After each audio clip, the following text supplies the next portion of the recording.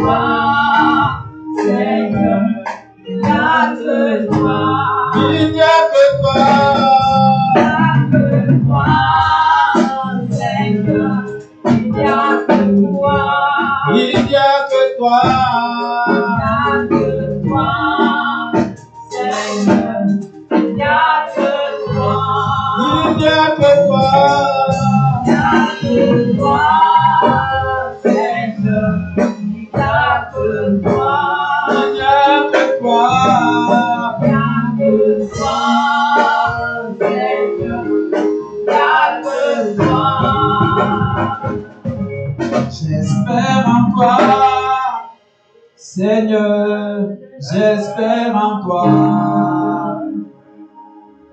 J'espère en toi, Seigneur, j'espère en toi.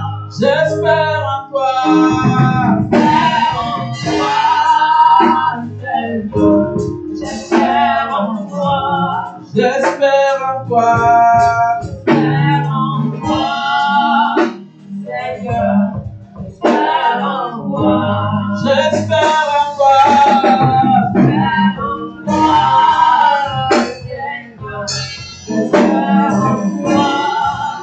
en toi, Seigneur. J'espère en toi. J'espère en toi. J'espère en toi, Seigneur. J'espère en toi. J'espère en toi. J'espère en toi, Seigneur. J'espère en toi. J'espère en toi. J'espère en toi, Seigneur. J'espère en toi. J'espère en toi. J'espère en toi, Seigneur. J'espère en toi. J'espère en toi. J'espère en toi, Seigneur. J'espère en toi.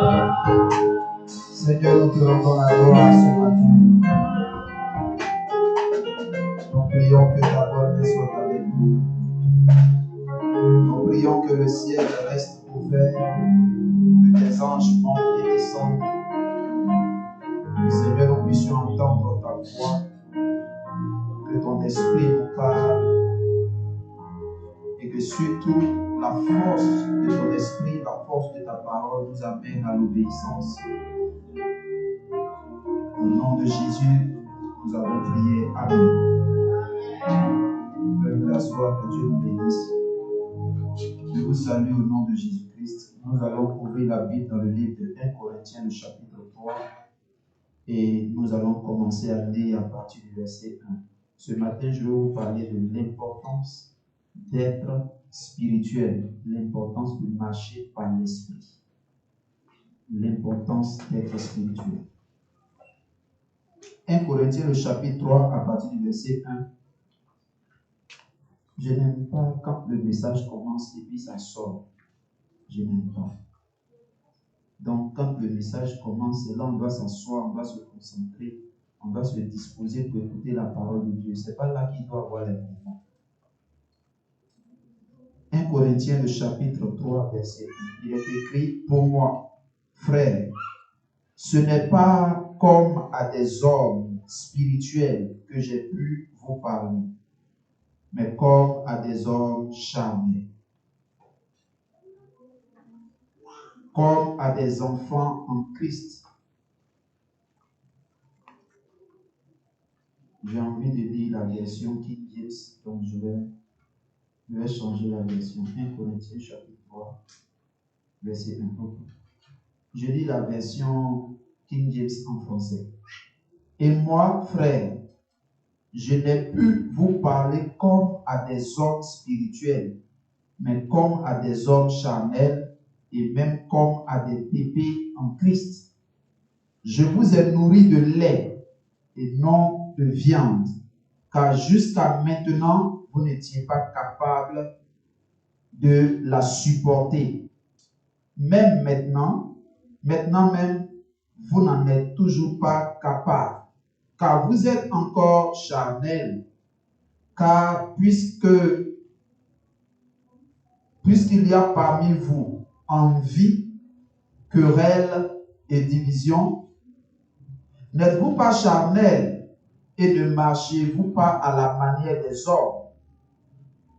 Car tandis que l'un dit, je suis de Paul, et l'autre, je suis d'Apollos, n'êtes-vous pas charnel? Qui est donc Paul et qui est Apollos, sinon des ministres par lesquels vous avez cru, selon que le Seigneur a donné à chacun? J'ai planté, Apollos a arrosé, mais Dieu a donné l'accroissement. Ainsi donc, ni celui qui plante n'est quelque chose, ni celui qui arrose, mais Dieu qui donne l'accroissement. Alléluia. Je vais m'arrêter à ce verset 7. On peut continuer. Le verset 8 dit: or, celui qui plante et celui qui arrose sont un, et chaque homme recevra sa propre récompense selon son travail. Verset 9. Car nous collaborons ensemble avec Dieu. Vous êtes le champ de Dieu. Vous êtes l'édifice de Dieu. Ok, on s'arrête au verset 9. Dans ce texte qu'on vient de lire, c'est l'apôtre Paul qui adresse une lettre d'exhortation, une lettre d'encouragement, une lettre dans laquelle il parle aux chrétiens qui étaient dans une ville qu'on appelle Corinthe. C'est pourquoi on dit 1 Corinthien. C'est la première lettre. Il a écrit 2 lettres aux Corinthiens. Et dans ces lettres-là, il va adresser une situation que l'église de Corinthe était en train de traverser. Dans cette église-là, il y avait eu l'impact de l'apôtre Paul lui-même et il y a eu aussi l'impact d'un autre qu'on appelait Apollos. Et il est arrivé que ces 2 personnes ont tellement travaillé bien qu'il y a eu des personnes qui se sont attachées à l'un comme à l'autre.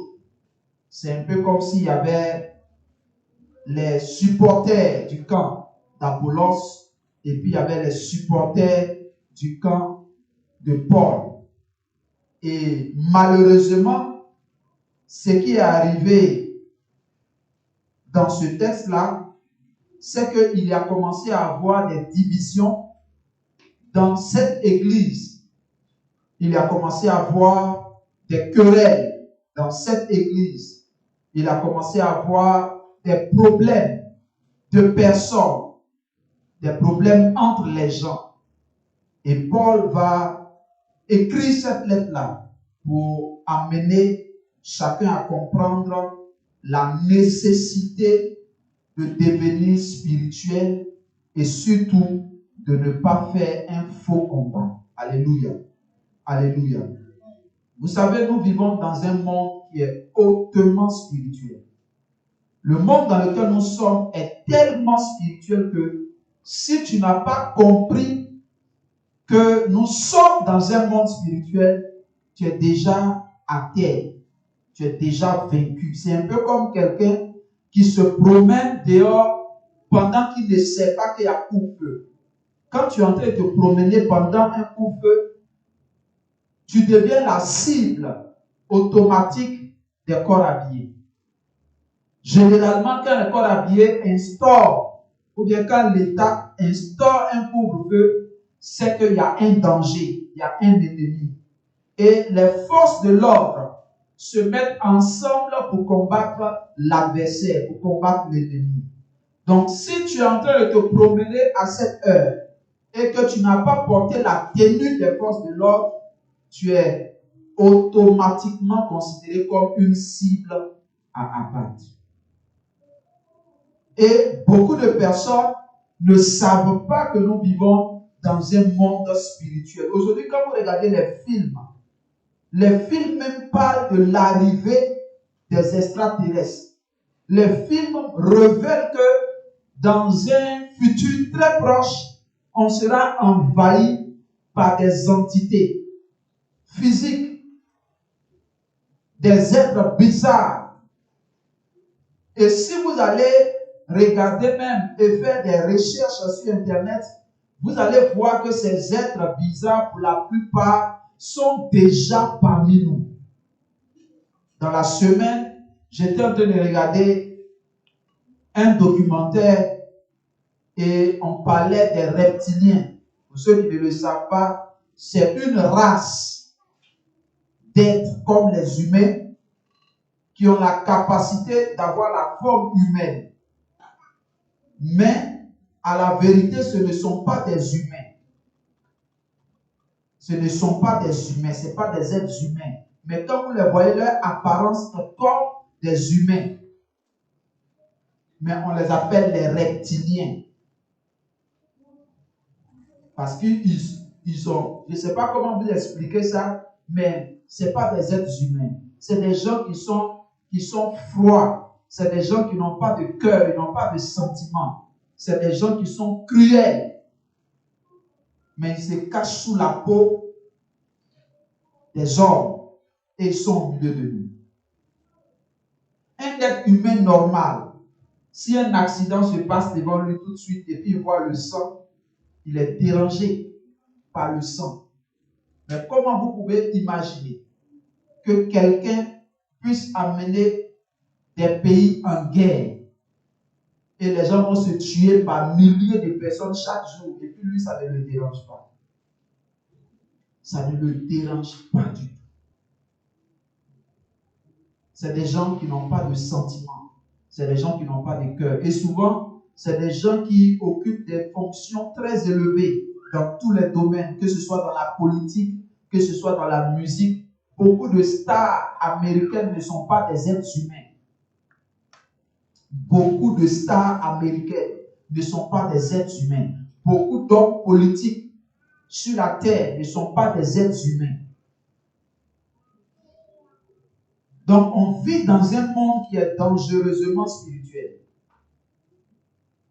Et si toi, en tant qu'enfant de Dieu, tu n'as pas compris que le monde dans lequel nous sommes est un monde spirituel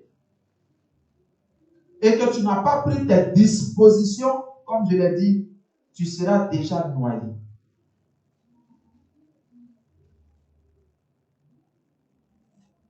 L'église de Corinthe était en train de traverser une situation.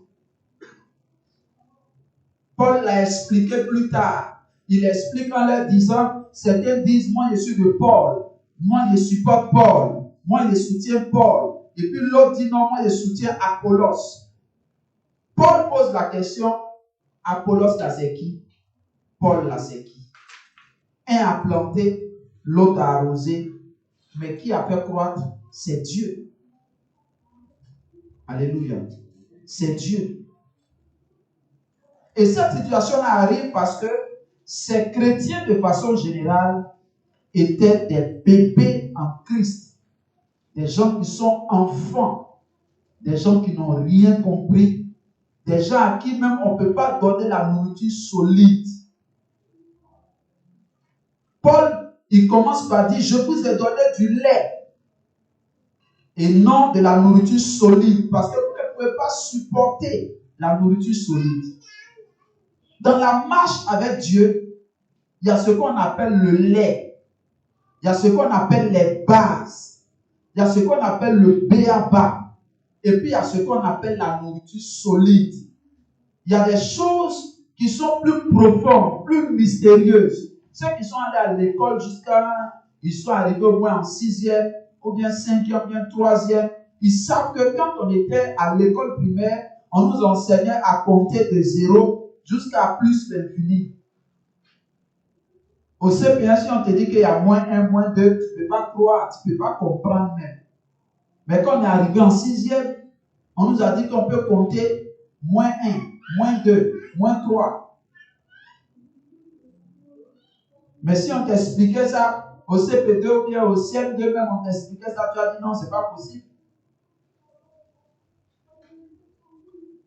C'est comme ça que dans la vie spirituelle, il y a des choses que tu ne peux pas croire possibles aujourd'hui. Il y a des choses que tu ne peux pas croire possibles, mais qui sont possibles. Des choses qui existent. Et je crois que chaque enfant de Dieu devait tendre à ces choses. Chaque enfant de Dieu devait aspirer à ces choses. Aspirer au meilleur de Dieu. Chaque enfant de Dieu devait faire un effort pour pouvoir se concentrer pour vivre et expérimenter le meilleur de Dieu.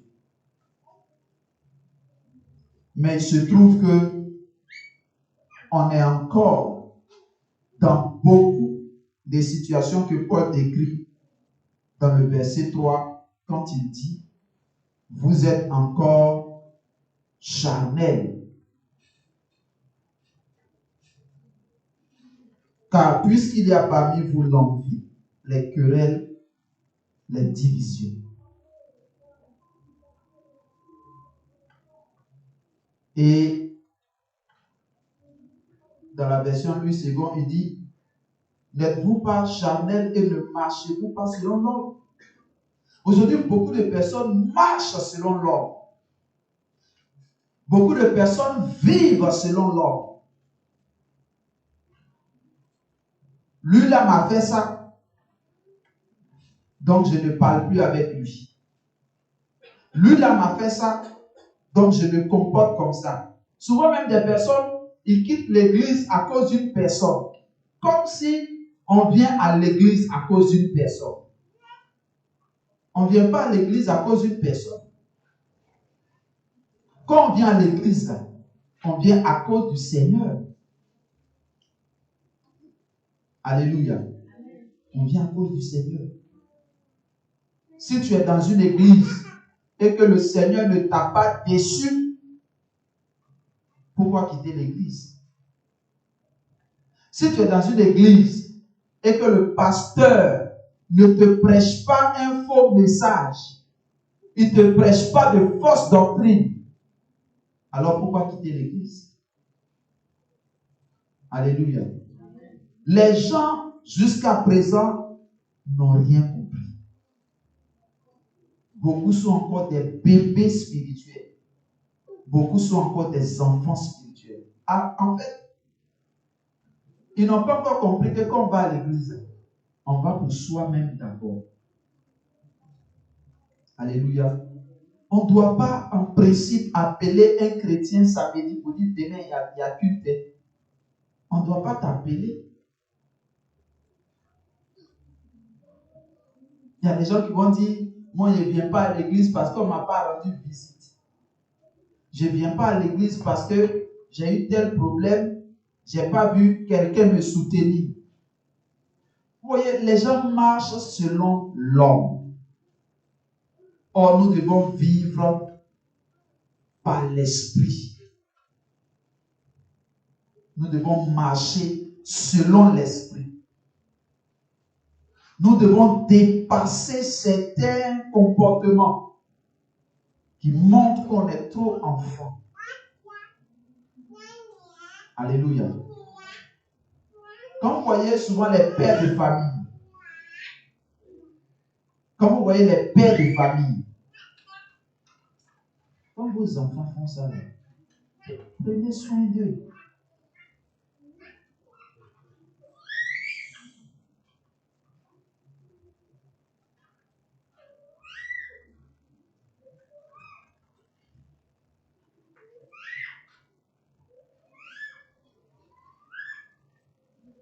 Je suis en train de parler de quoi?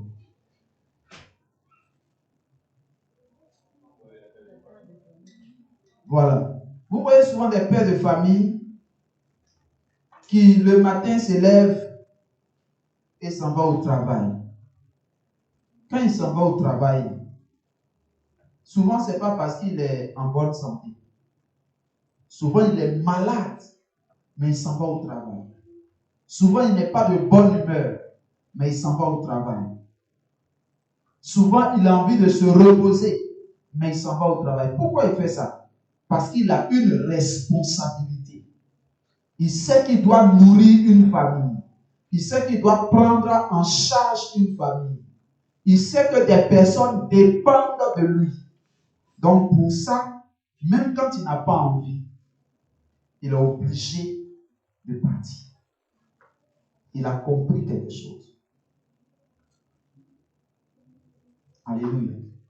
Et quand on veut transposer ça dans l'église, nous devons comprendre que vis-à-vis du Seigneur, nous avons des responsabilités. Vis-à-vis du Seigneur, on a des responsabilités. Vis-à-vis du Seigneur, on a des devoirs. Il y a des choses que Dieu attend de nous. Et ça ne dépend pas de quelqu'un m'a énervé, quelqu'un m'a fait ceci. Même si quelqu'un t'a énervé, mais tu dois l'adoration à Dieu. Alléluia. Tu dois l'adoration à Dieu. Tu dois le service à Dieu. Tu dois servir Dieu. Mais jusqu'à présent, plusieurs ne comprennent pas.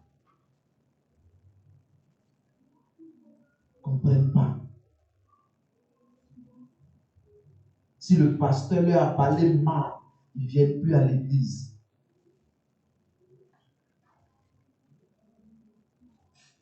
Ils vont chercher une autre église. Où ils vont partir, où on va les caresser dans le sens du poil. Le jour qu'on leur dit quelque chose de mal là-bas encore, ils quittent encore et ça va dans une autre église.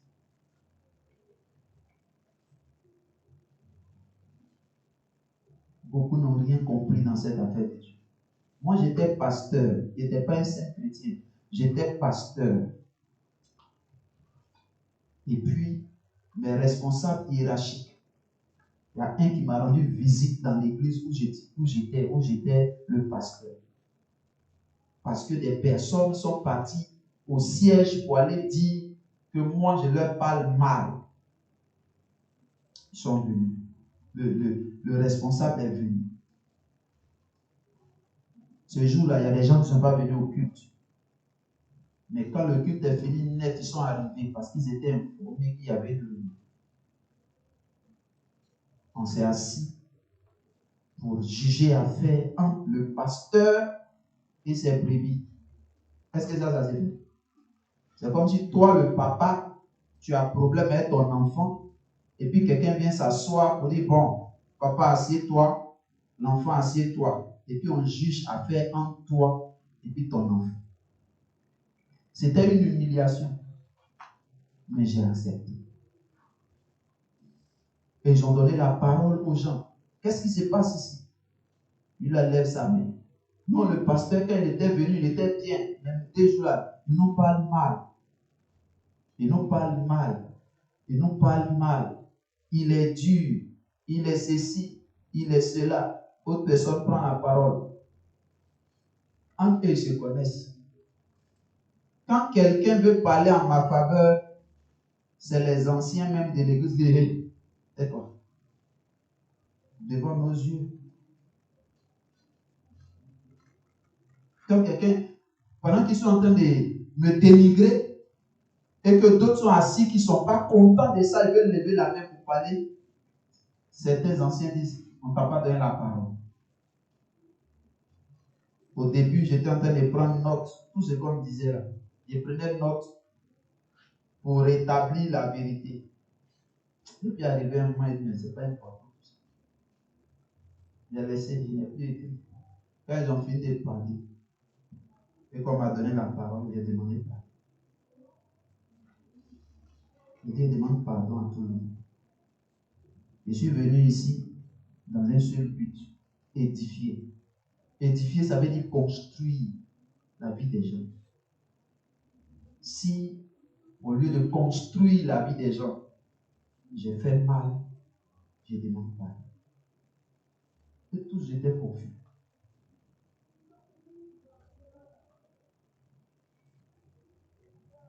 À cette réunion encore, quand on a fini, qu'on devait prier, on m'a demandé de me mettre à genoux, moi le pasteur. Tous les chrétiens étaient debout.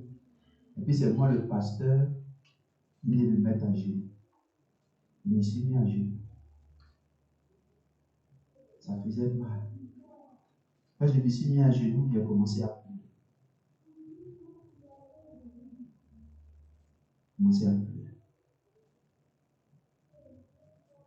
Et le pasteur est venu me taper pour dire qu'il faut prier pour faire la dernière prière. Je pleurais, je ne peux pas prier. Les gens ont prié jusqu'à ils sont tués, il est venu me taper encore. Il faut prier. Quand j'ai voulu ouvrir la bouche, j'ai éclaté en sanglots. Tout le monde a su que je pleurais. Il y a des gens qui ont commencé à pleurer aussi. Quand il a vu que je pleurais, il ne sait plus, on a demandé à quelqu'un de prier. La personne a prié, on a fini. C'était un dimanche, on est parti à la maison. Le mardi, avec culte du soir, je suis revenu à l'église pour venir prêcher. Mardi, quand certains m'ont vu, ils m'ont dit, pasteur, tu es là. Nous, on s'est dit que comme dimanche, tu es parti, tu n'as plus venu ici. Il a commencé à rire. Il a dit, mais voici, je suis là.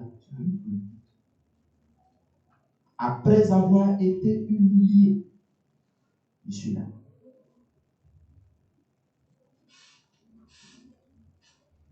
On doit comprendre certaines choses quand on marche avec Dieu. Il y a des choses par lesquelles Dieu va te faire passer.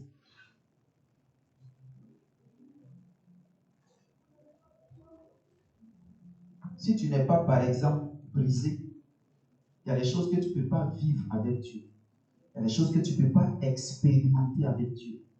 Si toi, on ne marche pas sur ton pied, si toi, on ne crache pas sur toi, si toi, tu ne descends pas dans la vallée, tu ne vas pas monter sur le sommet. La Bible nous dit que de Dieu que Jésus était, il s'est fait quoi? Il s'est fait quoi? Il s'est fait homme. Il s'est fait homme. C'est comme, je ne vais pas citer une nationalité. Donc, vous savez que parmi les nationalités, il y a des nationalités qui sont élevées. Il y a des passeports. Il y a certains pays, quand tu as le passeport de ce pays-là, tu arrives dans une ambassade, on te prend au sérieux. Par rapport à d'autres, nos passeports vert, c'est zéro et on dit ça maintenant. Vert de Côte d'Ivoire, c'est zéro. Celui qui a le passeport rouge, par exemple, c'est un passeport, je ne sais pas si c'est la France, c'est rouge ou bien je ne sais plus. Mais il y a des passeports d'autres couleurs. Quand tu as ça, tu n'es pas n'importe qui. Donc, imaginez quelqu'un qui a un passeport de ce type ou bien une nationalité de ce type, et puis bon, on t'arrache ça, et puis tu deviens un simple citoyen. C'est comme un général dans une armée, on enlève ses galons, il devient un simple soldat. C'est ce qui est arrivé à Jésus. Jésus qui vivait pleinement dans la divinité, qui faisait part de la divinité, il se retrouve à être un simple homme. Il naît d'une femme. C'est le diminuer, c'est le rabaisser, mais il a accepté ça. La Bible nous dit aussi, c'est pourquoi, et puis non seulement ça, non seulement il est devenu homme, mais il a accepté d'aller mourir comme un vulgaire bandit, comme un pécheur. Lui qui n'a jamais péché, il meurt entre les brigands. Et à la croix, on lui dit, mais c'est pas toi qui dis que tu sauves les gens là. Sauve-toi toi-même. Et puis tu as sauvé les autres. Est-ce qu'il ne pouvait pas le faire? Il pouvait le faire, mais il a accepté. Et dans Philippiens, il est dit, c'est pourquoi Dieu l'a souverainement élevé et lui a donné le nom qui est au-dessus de tout nom. Quand on marche avec Dieu, il y a des choses qu'il faut comprendre. Il y a des choses qu'il faut savoir. Alléluia. Il faut être spirituel pour marcher par l'esprit.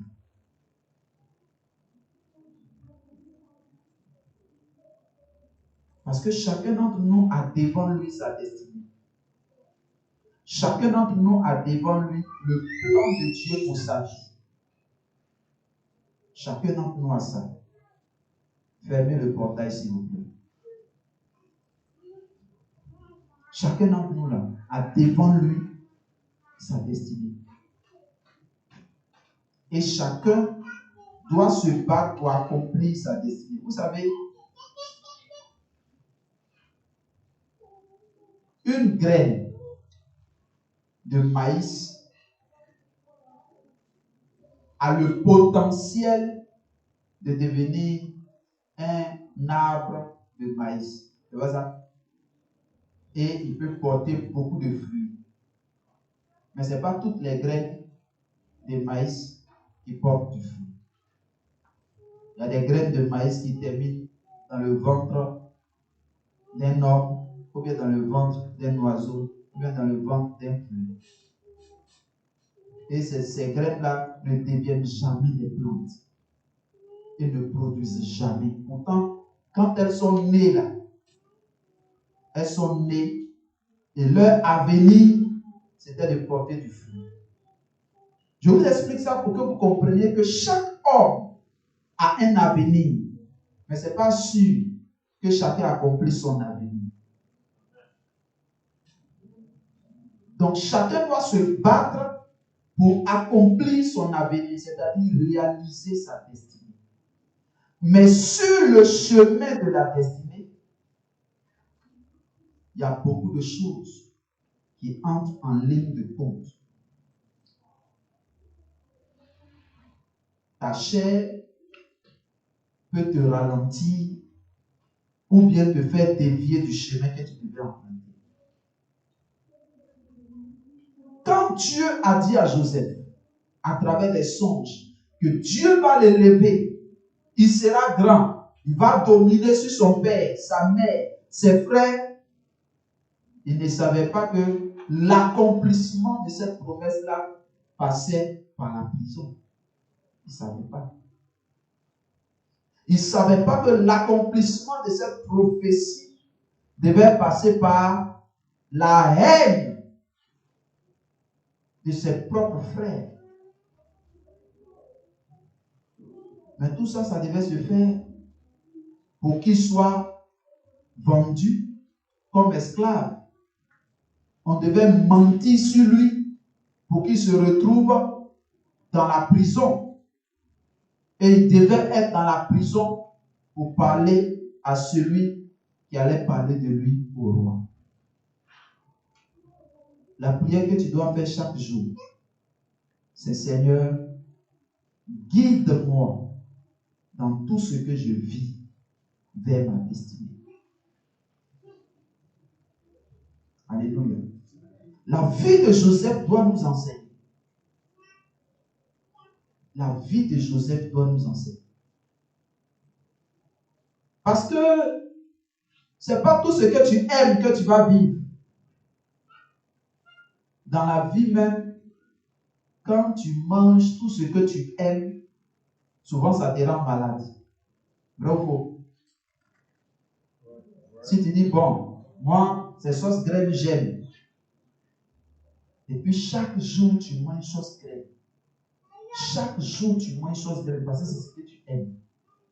Arrivé un moment, on va te dire, mon ami, tu as mangé trop d'huile. Ce n'est pas bon pour ta santé. Et on peut même t'interdire, même, on te dit, il ne faut plus manger sauce graine parce que tu as abusé. Un enfant qui aime tellement les bonbons que chaque jour, ces bonbons, il mange. Ces bonbons, il mange. Ces bonbons, il mange. Arrivé à un moment, il va avoir des problèmes aux dents ou bien au ventre. La nature nous enseigne qu'on doit souvent traverser des choses qu'on n'aime pas pour pouvoir évoluer. Alléluia. C'est ce que la nature nous enseigne. Donc nous devons comprendre, comme je l'ai dit en donnant le thème, l'importance de devenir spirituel. L'importance de devenir spirituel. Tu ne peux pas devenir spirituel si premièrement tu ne connais pas la pensée de Dieu, si tu ne connais pas la parole de Dieu. Parce que si tu dois obéir à Dieu, tu dois savoir qu'est-ce que Dieu veut de toi. Qu'est-ce que Dieu attend de toi. Qu'est-ce que Dieu veut que tu fasses. C'est quand tu sais ce que Dieu veut que tu fasses que maintenant tu cherches à pratiquer, à obéir à ça. Alléluia. Malheureusement, aujourd'hui dans l'église, beaucoup de personnes, au lieu de marcher par l'esprit, préfèrent marcher par la chair. Au lieu d'accomplir les désirs de l'esprit, on préfère accomplir les désirs de la chair. Paul dit, là où il y a les envies, là où il y a la jalousie, là où il y a les querelles, là où il y a la division, c'est que la chair a pris le dessus.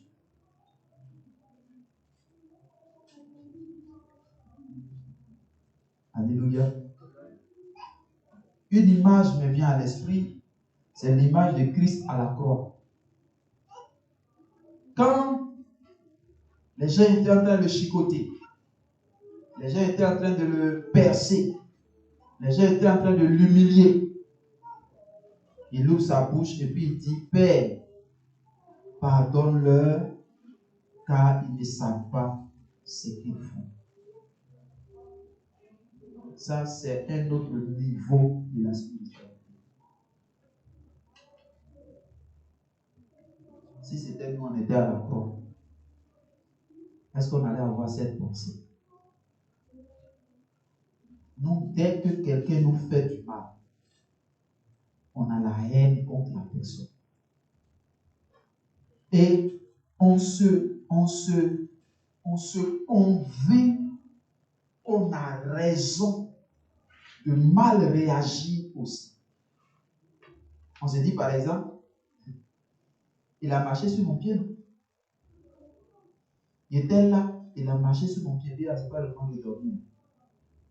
Non, non, je vois que tu fermes les yeux. Moi, je suis ici heureux. Donc, il ne faut pas faire comme les chrétiens, toujours quand ils dorment, et puis tu leur parles, tu dis non, il ne dort pas. Il ne faut pas faire ça les deux. Moi, quand il dort, comme il tape, il dit tu dors, il dit oui, je suis fatigué. Il y a des moments ici, assis ici, et puis il est sauvé. Aujourd'hui, par exemple, il a dormi à 1 heure passée. Une heure était déjà passée avant que je vienne. Aujourd'hui, ce qui est dans ma tête, dès qu'on finit, je vais parler d'homme. Je vais récupérer un peu. Donc, la fatigue, là, ça existe. Quand on dit tu dors, il faut dire oui, c'est fatigué. Et puis on te dit non, il faut faire un effort. Soit lève-toi un peu. Il y a des moments où je me lève. Dimanche passé, j'étais arrêté dehors. Je suis fatigué. Moi, je ne sais pas dormir vite. Depuis qu'on te dit que je dors à 21h, ou bien 22h, ça veut dire que peut-être tu veux prier, là, je vais aller me coucher. Sinon, souvent, moi-même, là, il est 5h, et puis je me parle à moi, je me dis, Justin, va dormir. Ça, c'est à 5h, il me parle. Je dis, va dormir, parce que le matin, là, peut-être à 9h, 10h, quelqu'un peut venir te voir. Il faut que tu sois un peu éveillé. Donc, dors. Puis, mon père. Moi, je me dis, ce n'est pas une bonne pensée, mais je me dis que dormir, c'est une perte de temps. Pourtant, ce n'est pas une bonne pensée. Dormir, c'est bon. Dormir, c'est bon pour la santé. C'est très bon pour la santé. Mais moi, je me dis que le temps qu'il est dormi, là, je peux prendre ça pour lire quelque chose, pour apprendre quelque chose, pour me former, ou bien pour prier, ou bien pour planifier. Donc, même quand il y a sommeil, je dis, bon, attends, je vais faire un peu encore. Et puis, finalement, tout le temps, là, je ne fais rien, puisque je suis en train de somnoler, je ne comprends rien. J'étais en train d'écouter peut-être une formation. Je peux faire 1 minute, 2 minutes, je suis en train de somnoler. Donc, ce qui est passé, je n'ai rien entendu. Quand je me réveille, je reviens en arrière. C'est pas mieux, tu as te coucher. Et puis, quand ça va aller, tu te réveilles. Il ne fait pas ça. Bref, je suis en train de parler de quoi? Tout ça, c'est bien.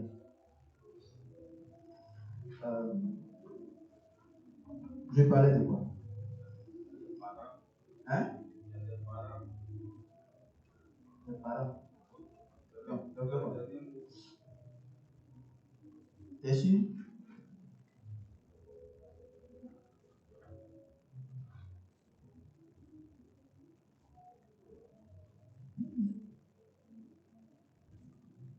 Je sais que de façon générale, il est en train de parler de l'importance de devenir spirituel. C'est ça, non? Maintenant, bon, je ne sais plus à quel niveau j'étais. J'ai dit qu'il fallait connaître la parole de Dieu afin de pouvoir obéir à cette parole. Il faut connaître la parole de Dieu. Voilà. Et puis j'étais arrivé où je disais que certains préfèrent marcher par la chair au lieu de marcher par l'esprit. Pourquoi? Parce qu'il se convainc. Il se convainc qu'il a raison de mal agir. Donc, genre, s'il ne m'avait pas provoqué, je n'allais pas réagir.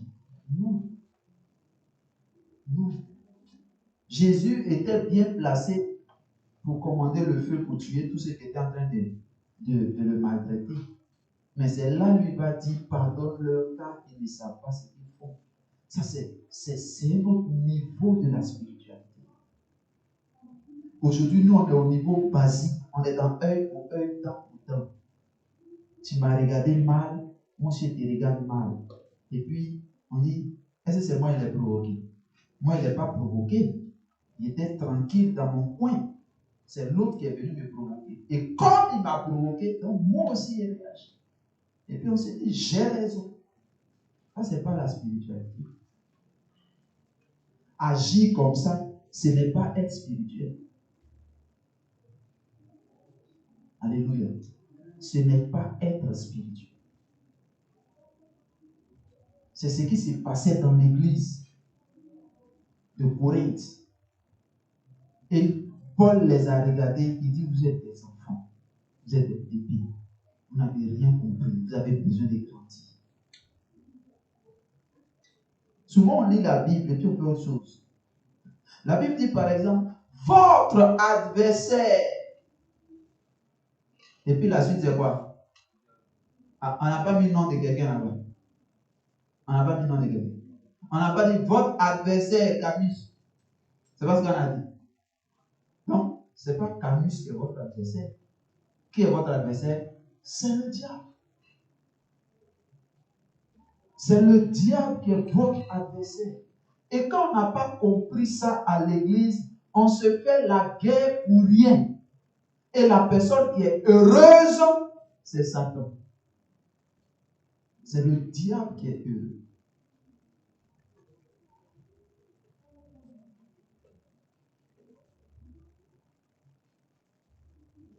Et on ne comprend pas. On est dedans. On est dans une phase où tout le monde est gonflé. Personne ne veut s'humilier. Personne ne veut accepter qu'on marche sur lui. Mes amis, la Bible dit deux choses. La graine, si elle tombe à terre, si elle ne meurt pas, elle ne peut pas porter du fruit. Ça veut dire que tu dois accepter de mourir à toi-même. C'est quand tu acceptes de mourir à toi-même que la vie de Christ peut commencer en toi. Si la vie de Christ n'a pas encore commencé en toi et que c'est toi-même ta vie, tu n'as pas encore commencé la vie chrétienne. On dit la vie chrétienne, ça veut dire la vie de Jésus-Christ. Deux vies ne peuvent pas être dans un même corps.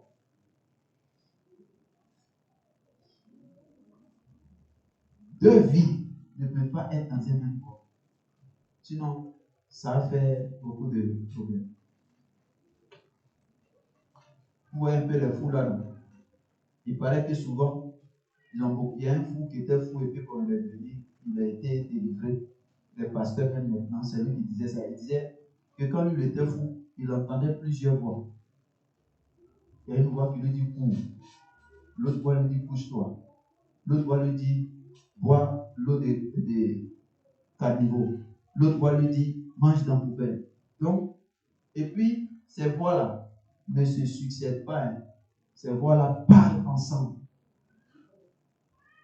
Donc quand toutes les voix-là parlent ensemble, tu ne sais plus ce que tu vas faire. C'est comme si il y a court-circuit dans ton esprit. Et il dit c'est ça tu vois les fous souvent ils sont imprévisibles. Tu ne sais pas ce qu'ils peuvent faire.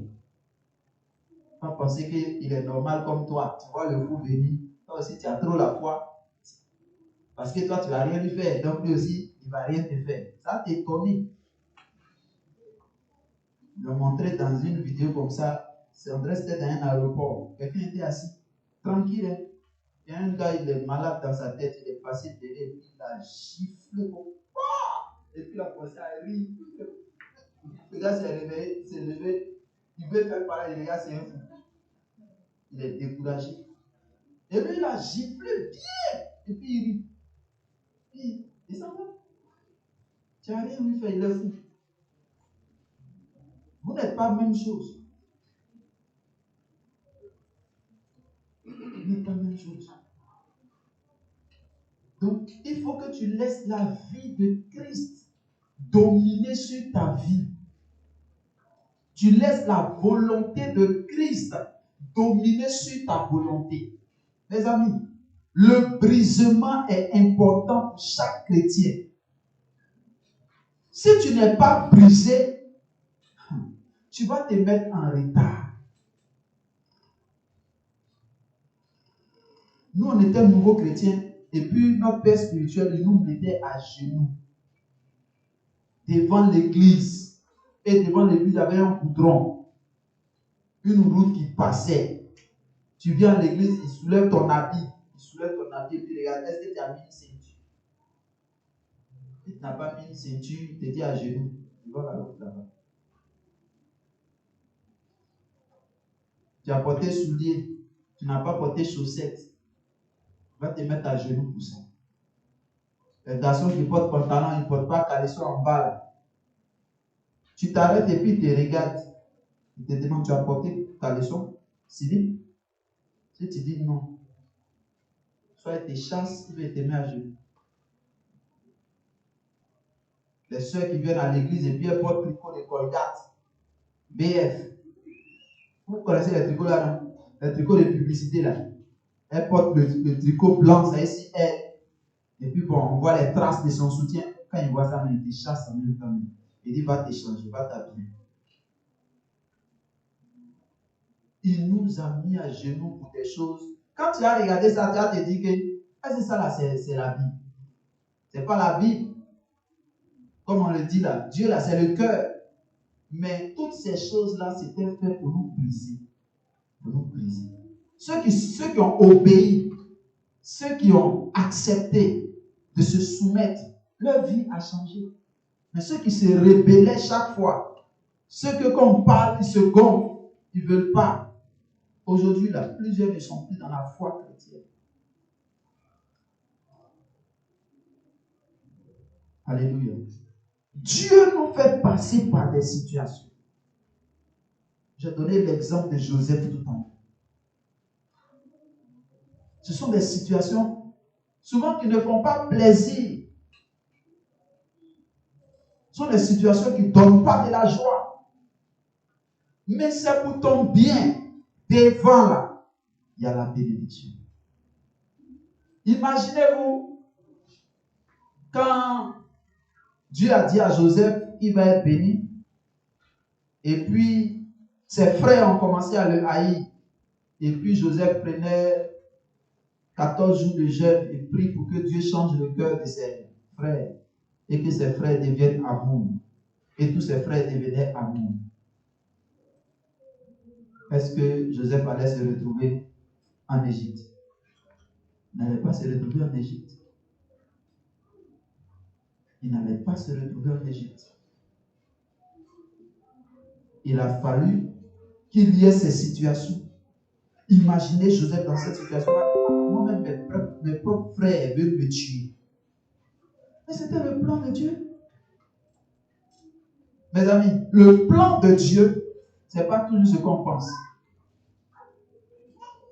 Souvent, on pense que quand Dieu dit va te bénir, là, tu vas arriver. On a vu le cas du pasteur qui n'a pas payé son loyer dans ces temps-là, non? C'est un problème, non? Mais le problème là, c'est changé en quoi? En bénédiction. À cause de loyer, il n'a pas payé là. Ils lui ont donné terrain. Il a eu des millions. Sa vie a changé. Il a vu même à la télévision. Pour ça. Bon. Il y a deux cas. Hein. Si tu penses que toi aussi, tu n'as pas payé le loyer, puis on va t'envoyer. On va te donner terrain. Tu peux essayer aussi. Tu peux essayer. Mais pour lui, là, ça a été le chemin de sa bénédiction. Ils ont déchiré son habit. On l'a humilié. C'est après cette humiliation que Dieu l'a élevé.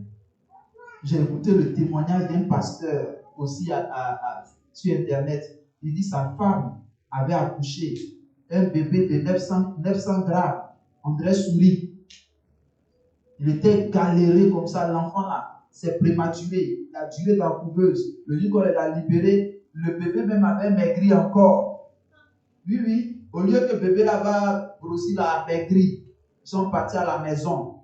Et puis, petit bébé, d'après lui, on dirait souris là. Les petits trousseaux qu'ils ont fait là, ils ont mis à côté. Et puis, ils ont dormi.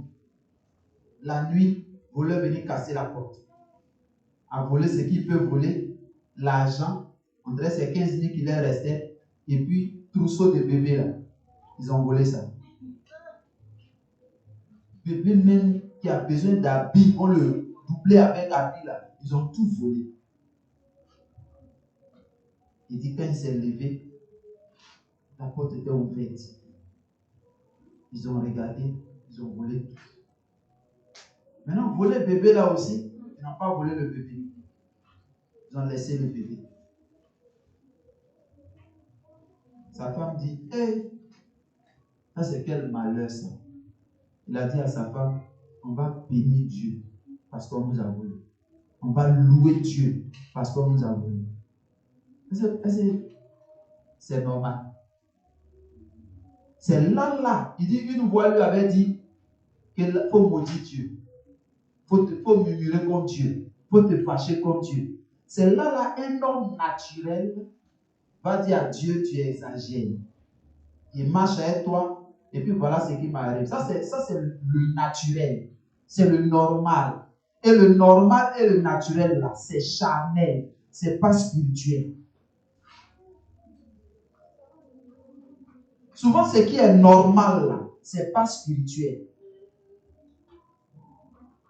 Quelqu'un te gifle, c'est normal que tu le gifles aussi. Mais c'est pas spirituel. Quelqu'un te parle mal, c'est normal que tu lui parles mal. Parce que tu étais là, tu n'as pas dit que tu vas lui parler mal. Mais c'est lui qui a commencé. C'est normal. Mais ce n'est pas spirituel. Et c'est dans cette situation-là, il va dire à sa femme, mon Dieu.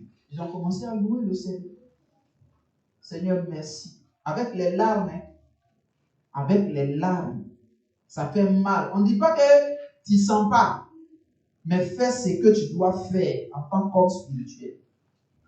Quand on dit souvent non, que tu n'as pas peur, ou que tu n'as pas eu peur, ce n'est pas parce qu'il n'y a pas la peur, mais il faut affronter ta peur.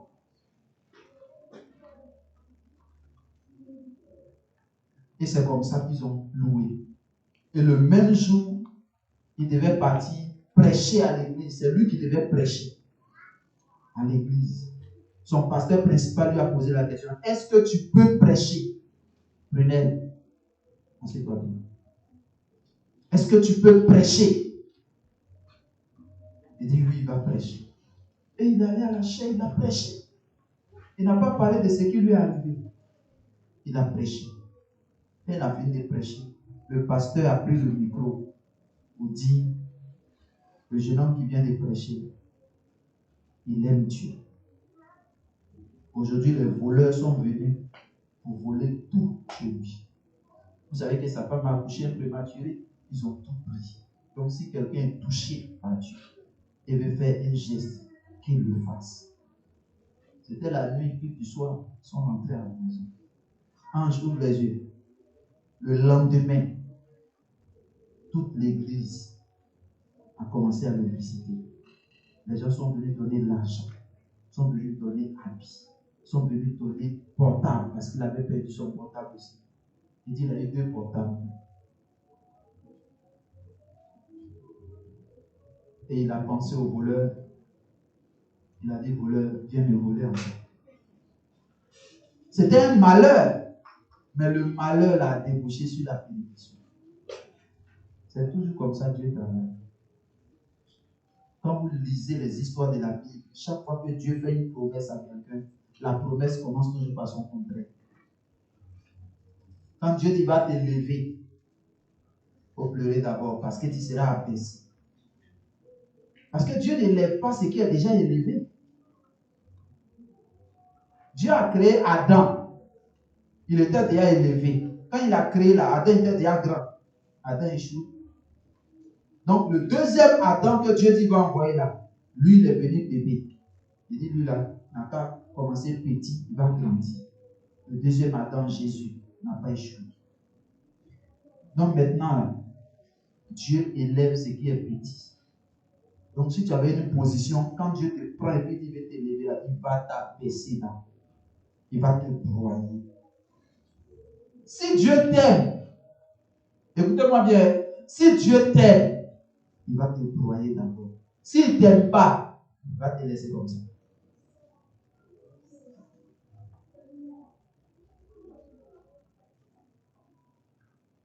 Quand la main de Dieu est sur toi, tu vas vivre des choses. Quand la main de Dieu est sur toi, tu vas traverser des situations. Mais tout ce que tu es en train de vivre là, ça fait partie de son plan. Ange, il faut t'arrêter là-bas. Maintenant, là, on filme le culte. Tout ça, on va entendre ça dedans, et puis ils vont vous voir dedans. Vous qui dormez là. Le blanc qui devait venir là, il va voir bien. C'est comme ça, il dort. C'est que c'est pas la peine. Alléluia. Alléluia. Alléluia. Nous devons devenir des hommes spirituels.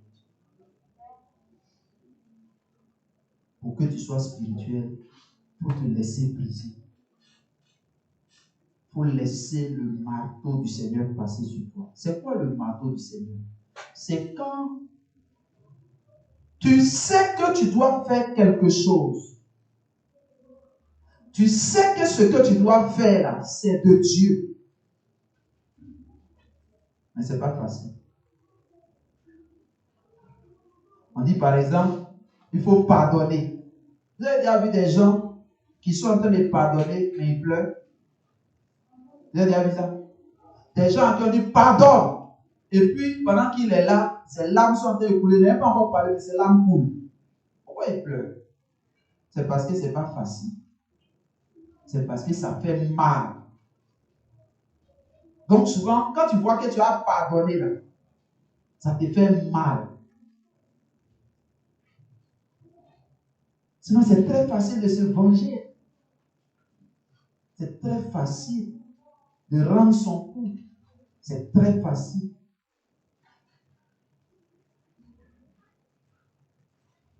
On doit comprendre ça. Je vais vous encourager à devenir des chrétiens spirituels. Des chrétiens qui sont là pour le Seigneur. Des chrétiens qui marchent avec Dieu. Des chrétiens qui sont là pour obéir à la parole de Dieu. Pas des gens qui vivent selon l'homme. Parce que l'homme, là, il y a différents modèles. Non seulement il y a différents modèles, mais l'homme peut changer. Hier, je causais avec mes enfants et puis je leur ai demandé, est-ce que vous avez eu une fois des amis avec qui vous vous entendiez bien et puis aujourd'hui, vous ne vous parlez pas? Ils ont dit oui. J'ai dit avant. Non, avant, c'était chic. Et puis maintenant, c'est plus chic. Ils disent oui. Il dit, ça veut dire que l'homme là, peut changer.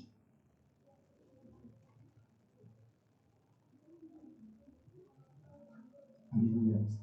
L'homme peut changer. Je vous ai rendu mon témoignage tout à l'heure. Ceux qui sont allés dire au siège, on dit que moi, je parle mal là. Quand je suis arrivé dans l'église, c'est eux qui ont appelé le siège pour dire cette année-là, si on n'a pas changé, on n'a plus changé encore. Parce que le petit pasteur qui est venu, non, il prêche. Ça, c'est eux qui ont allé dire ça au siège. Le petit pasteur qui est venu là, non, Dieu l'utilise. Cette année-là, si on n'a pas changé, on n'a plus changé. Il prêche trop bien. Mais quand il a commencé à leur parler de certaines choses, quand il a commencé à fermer le portail, parce qu'ils viennent en retard, là le pasteur est devenu mauvais. Le pasteur ne respecte pas les gens. C'est le même pasteur qui vous fait changer là. C'est lui qui est devenu le diable maintenant. Il commence à faire le complot. Pourquoi on enlève ici? Ils sont au siège, le dénigrer. C'est qui voulait arriver. Je suis parti de là-bas. Alléluia. Alléluia. Heureux es-tu quand tu trouves quelqu'un qui te dit la vérité, qui ne te caresse pas toujours dans le sens du poil. C'est bon d'avoir un ami qui peut te parler de tes défauts, que quelqu'un qui va dire tout ce que tu fais est bon, tout ce que tu fais est juste. Si tu as un ami comme ça, il ne t'aime pas. Si quelqu'un peut te reprendre, quelqu'un peut te dire ça là, c'est pas bon, c'est que la personne t'aime.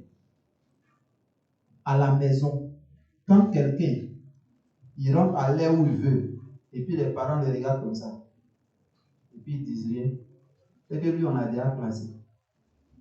Mais toi qui rentres et puis on parle sur toi, on crie sur toi, c'est parce que toi on estime que tu peux changer encore et on veut te sauver. C'est pourquoi on parle sur toi. Sinon il y a d'autres là, on ne parle plus. Même s'ils viennent taper la porte, et puis c'est le papa même qui avait ouvert, quand il ouvre et puis il le regarde comme ça, il ne parle pas. Dans son cœur, il dit, il faut passer hier faire du mal. Pas les voleurs vont rentrer chez lui. Et puis il ferme sa porte. Il te dit rien. Si ton papa te regarde comme ça, il te dit rien, tu es en danger, tu es perdu. Or, c'est ce que la génération actuelle veut. On n'a qu'à les laisser faire tout ce qu'ils veulent. C'est-à-dire qu'ils ne viennent pas à l'église, il ne faut pas en parler. Par exemple, dans cette église, je vous ai dit dans cette église, quand quelqu'un doit s'absenter, on n'est pas beaucoup. On n'est pas beaucoup. Si on était une église de 1000 membres, on peut dire non, le pasteur ne peut pas savoir tout. Mais une petite église comme ça, je dis quand quelqu'un doit s'absenter, il n'a qu'à m'informer que tel jour il ne serait pas là, telle maison. Mais il y a beaucoup de personnes qui doivent s'absenter. Ils ne disent pas. Ils ne disent pas. C'est-à-dire, quand j'ai la chance, dimanche, je viens électro. Ça, c'est quand moi j'ai la chance. Maintenant, s'il n'y a pas de chance, je viens dimanche, ils ne sont pas là. L'autre dimanche, ils ne seront pas là. L'autre dimanche, ils ne seront pas là. L'autre dimanche, ils sont là. Et quand je les ai vus comme ça, là, ils sont en train de me dire, regarde-moi un peu. Voyez, dimanche, là, tu viens. Et ce n'est pas là. C'est quelle façon de vivre la vie chrétienne. Aujourd'hui, quand je venais à l'église, j'étais en train de penser à une chose. Je me suis dit, je vais commencer à venir en retard. Le message commence à 9h. Je vais venir vers les 9h30, les 10h. Quand c'était à l'heure du message, on m'a appelé. Je vais dire ici en route. Ou bien il fait mon portable. Et puis après, il vient à 10h. Et puis, il voit ce que ça fait, quoi. C'est la pensée que j'ai eue le matin. Vous avez vu que je suis venu en retard aujourd'hui. Bon, même malgré le fait que je suis venu en retard, beaucoup n'étaient pas encore là. Mais s'il est venu à 9h, à 10h comme ça, et puis bon, on m'appelle, mon portable passe pas. Ou bien un dimanche j'arrive, je dois prêcher, et puis je suis pas là. On voit comment ça fait. Bon, pour des personnes consciencieuses, elles vont se dire que c'est pas bon. Mais pour ceux qui ne sont pas consciencieux, ils vont dire, oh, gloire à Dieu, le pasteur n'est pas là, alors à la maison. C'est-à-dire qu'il les a sauvés dans la bêtise. C'est pas comme ça. Soyons spirituels. Laissons-nous briser par Dieu. Je vous dis une chose. Quand tu ne te laisses pas briser par Dieu, tu es en train de te mettre en retard. Dans l'Ancien Testament, j'ai calculé le temps où Dieu a dit à Joseph, je vais le bénir. Et puis le temps où il est arrivé au palais royal. Vous savez combien de temps ça fait? Ça fait 13 ans. Entre la promesse et l'accomplissement, ça fait 13 ans.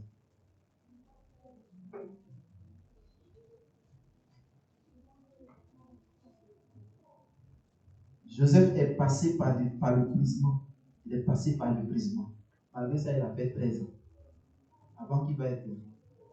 Maintenant, et toi qui dribbles les coups de marteau du Seigneur, quand le Seigneur veut te briser, tu dis, moi, ne me fais pas ça. Moi, ne me fais pas ça. Hein? On ne me parle pas comme ça. Et puis tu es là. On est senti. Quand tu fais tout ça, là, tu ne te laisses pas casser. Tu ne te laisses pas briser. Tu es en train de prolonger ton temps d'exaucement. Tu es en train de prolonger ça. Avec le caractère que tu as aujourd'hui là, si Dieu te bénit, est-ce que tu penses que ça peut aller? Est-ce que tu penses que ça peut aller? En toute honnêteté, qui croit que si Dieu le bénit aujourd'hui, ça peut aller? Qui le croit?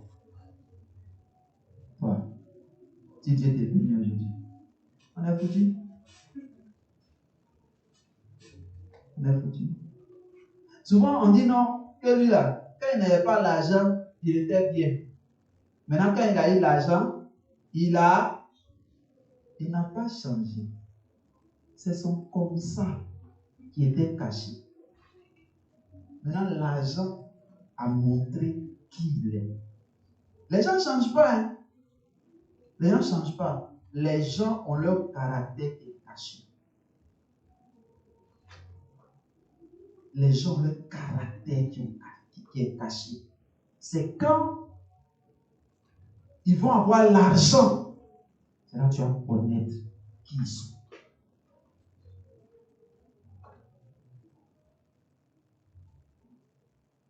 Aujourd'hui, il y a des gens, s'ils sont tout, ils ne seront plus chrétiens. Parce que d'autres prient aujourd'hui parce qu'il leur manque des choses. D'autres prient parce qu'ils ont des difficultés pour payer leur loyer. D'autres prient parce que depuis ils ne se sont pas encore mariés. D'autres prient parce que ils voient que dans leur famille, il y a trop de problèmes spirituels. Ça peut s'être. Mais si aujourd'hui, là, Dieu te donne des milliards, tu as tout l'argent, tu peux acheter une maison, tu ne payes plus une maison. Tu achètes une voiture, même si tu ne peux pas conduire, tu es un chauffeur, tu as tout ça. Si tu es sûr que toi, tu as te réveillé le matin à la maison, et puis tu vas prier. Tu vas rendre culte à Dieu, tu vas méditer la Bible, tu vas chercher Dieu. Tu es sûr? C'est simple de dire oui. Mais il faut regarder dans ton passé récent, dans les petits temps de gloire où tu avais un peu d'argent. Il faut regarder ça. Où ça allait un peu. Comment était ta vie spirituelle? Il y a des gens, c'est quand ils ont problème, c'est là ils sont spirituels. C'est quand ils ont problème, c'est là ils gèrent. Quand c'est dur, là ils disent bon. Je connais un de mes petits frères, là, il n'est pas dit son nom. Lui, quand tu les regardes, il ne les pas chrétiens. Mais,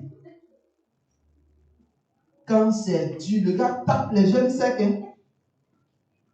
Moi-même, jeune sec, même, il ne fait pas. Mais il tape les jeunes secs. Moi-même, je m'assois dans mon coin. Tiens. Donc, lui, il peut faire jeune sec aussi. Mais là, c'est quand c'est dur. Quand il a vu que c'est coincé partout. Même si tu dis non, bon, on va faire un jeu de jeu, il dit non, moi-même, c'est toi-même que je vais faire. Et puis, les séries, il voulait faire 3 jours. Et il fait les 3 jours. Il ne faut pas penser qu'il va s'amuser. Il fait les 3 jours secs. Parce que là, la ceinture même, ça ne va pas. Bon, un gars comme ça, s'il a eu les milliards, il va payer les jeunes maintenant. Il va dire grand frère, tiens 5 millions, fais 5 jours de jeunes pour moi, c'est mon offre. Il a fini les jeunes. Il sera dans les vrais points maintenant pour m'envoyer les photos. Vous dites le vieux, ici dans tel coin. En fait, Dieu nous connaît tellement. C'est pourquoi souvent, il retarde la bénédiction. Il retarde parce qu'on n'est pas prêt. Il retarde parce qu'on n'est pas prêt. Regardez un gars comme ça. Lui qui a baissé la tête là. Si lui, là, Dieu nous donne l'argent, actuellement, on est foutu. On est foutu. Vous le voyez calme comme ça à l'église. N'est pas calme. N'est pas calme. Ils ont des surnoms, on ne sait pas où ça quitte. Lui, c'est quoi? Vous voyez Curtis. David, lui, son nom c'est Peya. Peya, là, c'est quoi? Et ça, c'est les enfants des pasteurs. Il s'appelle Peya. Peya, là, c'est quoi? Ça vient d'où? C'est grand boucan. Hein? Ah, c'est Peya. Un payé, quoi? On dit Peya. Peya. Donc, ça veut dire, genre, c'est David Boucantier, quoi. Donc, toi, tu as l'argent pour faire boucan.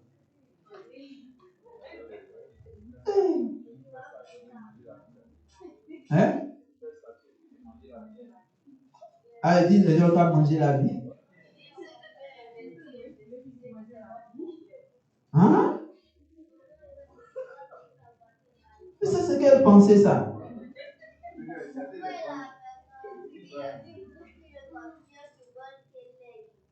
Qui est le papillon qui vole quel aigle là? Depuis quand papillon vole plus que aigle? Bon, vous voyez, c'est difficile. Hein?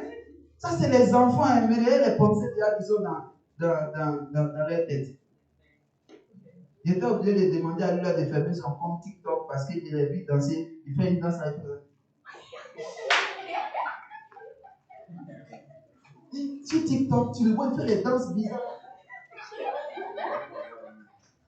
Je regarde la vidéo de mon fils là, je fais,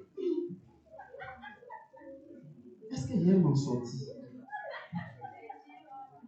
Pourtant, chaque dimanche, il est assis à l'église. Il prêche. Il écrit. Souvent, quand il pose des questions, il répond. Mais quand il a fini tout ça, et puis la vidéo là, c'est dimanche même, il a fait ça, après le culte. Il était encore dans sa tenue de culte. Je le vois.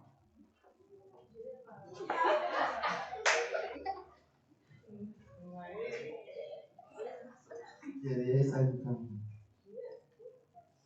je dis, vraiment, l'affaire là n'est pas facile. Je ne sais pas comment pour vous là ça est. Mais nous, moi j'avais 14 ans. Et puis je suis devenu chrétien. Vrai. 14 ans. J'ai commencé à chercher la face de Dieu. Commencé à prier. À 16 ans, je ne sais plus à quel âge, mais 16 ans déjà, je sais que j'avais déjà fini de lire tout le Nouveau Testament. Tout. De Matthieu jusqu'à Apocalypse. J'ai déjà fini ça. J'ai commencé à servir Dieu. J'ai été baptisé, je crois, à 16 ans. Mais avant que je ne sois baptisé, je faisais déjà des délivrance. Je chassais les démons. J'impose les noms aux gens. Et puis les gens terrassent. Il y a des pasteurs, même sont pasteurs, ils imposent les noms aux gens, les gens terrassent. Moi, je n'étais pas baptisé. Et puis, j'ai commencé à chasser les démons. J'ai pris à faire de Dieu là au sérieux.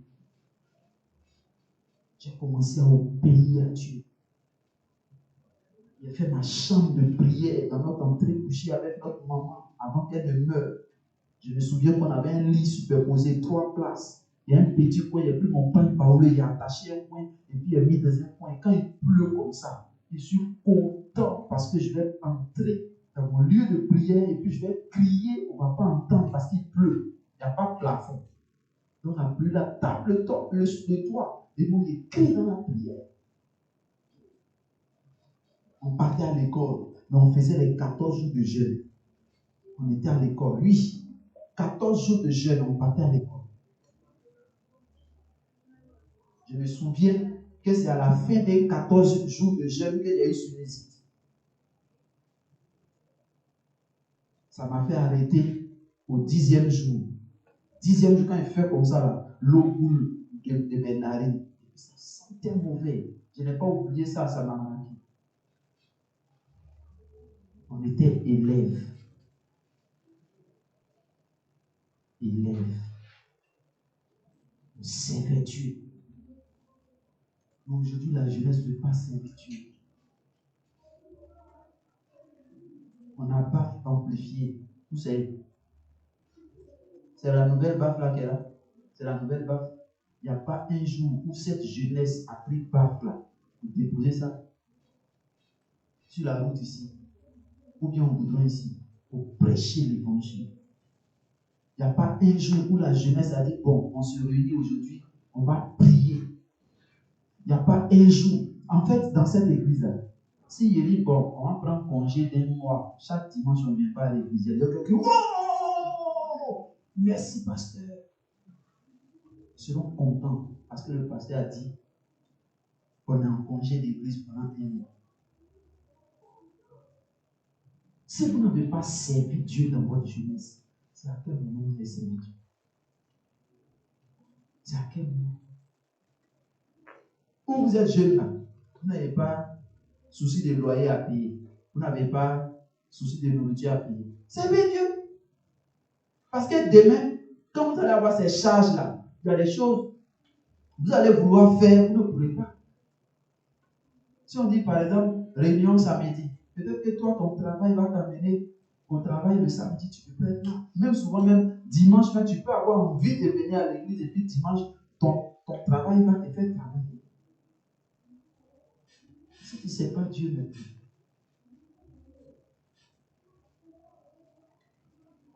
Or, vous savez, peut-être que vous ne le savez pas, mais quand tu n'es pas en train de servir Dieu, tu es exposé facilement au péché.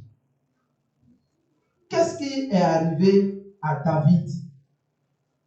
David a tué la femme d'un gars. Pourquoi? Parce qu'il était oisif. Il ne faisait rien. Il ne faisait rien.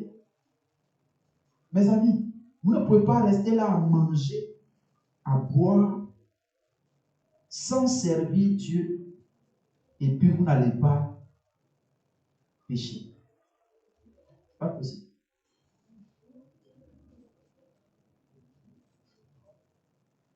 Rappelle-moi ton nom. C'est toi. Françoise. Si Françoise, dans son quartier, elle évangélise, elle s'approche des gens, elle parle de Christ, donne ta vie à Christ, donne ta vie à Christ, donne ta vie à Christ. Est-ce que Françoise peut s'amuser à se mettre dans un couloir une nuit au palais garçon? Est-ce qu'elle peut faire ça? Elle ne peut pas faire. Pourquoi? Parce que dans le quartier, là, elle a évangélisé. Mais si elle n'a pas évangélisé, là, elle peut se faire accompagner à 22h par un garçon qui va lui dire quoi? Personne ne sait qu'elle est chrétienne. Et c'est ça qui est votre problème aujourd'hui. Vous ne savez pas que quand vous faites l'œuvre de Dieu, vous protégez vous-même. Si tu fais l'œuvre de Dieu, il y a des choses que tu ne pourras plus faire. Ça va t'aider à ne pas faire ça. Ça va t'aider. Et si tu es en train d'annoncer l'évangile, quand tu vas passer les païens, on dit, voilà la maman pasteur, voilà maman Marie. Donc, il ne peut même pas venir te prêcher. Parce qu'il sait que tu es une chrétienne. Mais quand tu passes, toute ta bouche est fermée. Tu passes, ta bouche est fermée. Maintenant, le gars, lui, te remarque dans le quartier. Un jour, il t'attaque maintenant. Ma petite, c'est comment? Alors, on va manger l'oignon. C'est l'oignon qui vous attrape. Maintenant, si ça a changé, dites-moi. Vous partez manger l'oignon. Et puis, il bouffe ta tête. C'est quoi? C'est pop. Grâce dit pop. Ah, ça y est, ça, ils l'ont attaqué alors.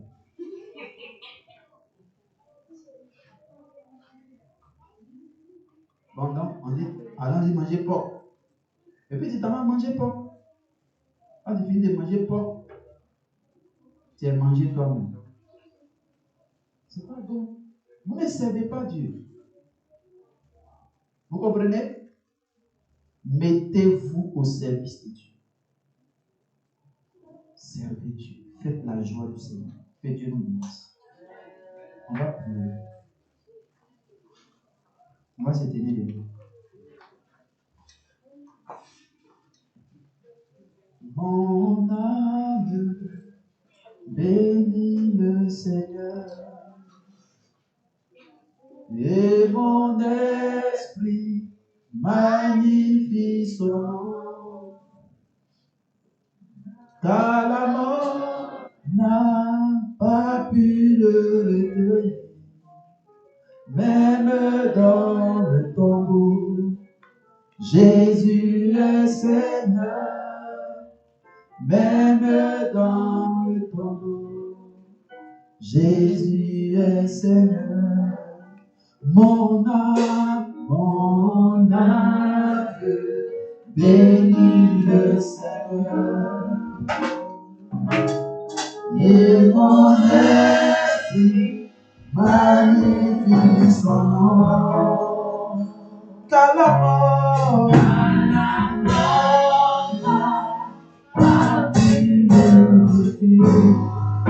même dans le tombeau, Jésus est Seigneur. Même Jésus est Seigneur. Même dans le tombeau, Jésus est Seigneur. Jésus est Seigneur. Même dans le tombeau, Jésus est Seigneur. Même dans le tombeau, Jésus est Seigneur. Même dans le tombeau,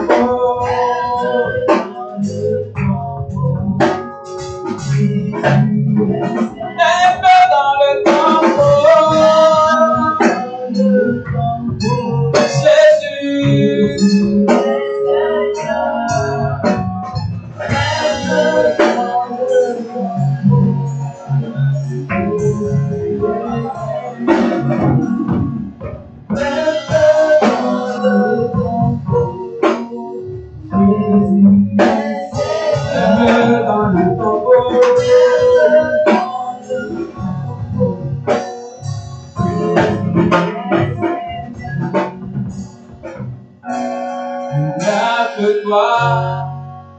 Seigneur, il n'y a que toi.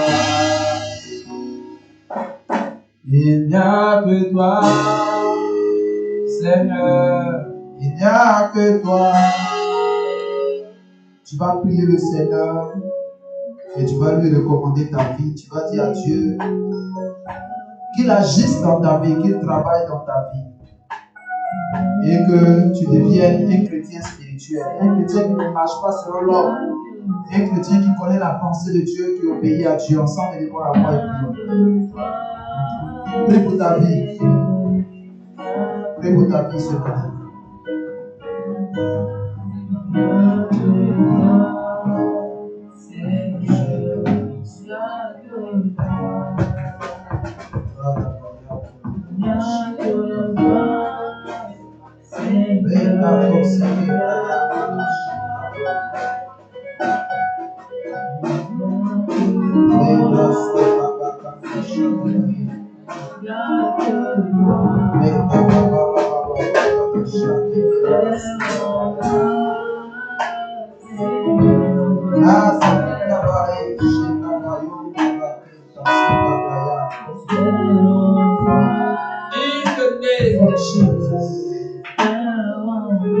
Merci pour ta grâce. Au nom de Jésus, nous avons prié. Merci Seigneur. Seigneur, que ta grâce soit le partage de tes enfants ce matin. Que ton règne vienne. Que ta grâce soit sur chacun d'entre nous. Entre tes mains, nous nous abandonnons comme la gifle dans les mains du potier. Façonne-nous. Donne-nous la forme que tu veux. Donne-nous d'être ce que tu veux. Là où, Seigneur, nous avons besoin d'être brisés, brise-nous. Casse et détruis tout ce qui a besoin d'être détruit. Afin que nous puissions faire ta volonté. Au nom de Jésus, nous avons prié. Amen.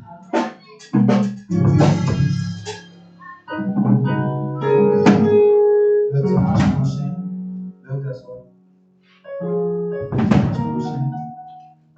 c'est mon fils qui a prêché.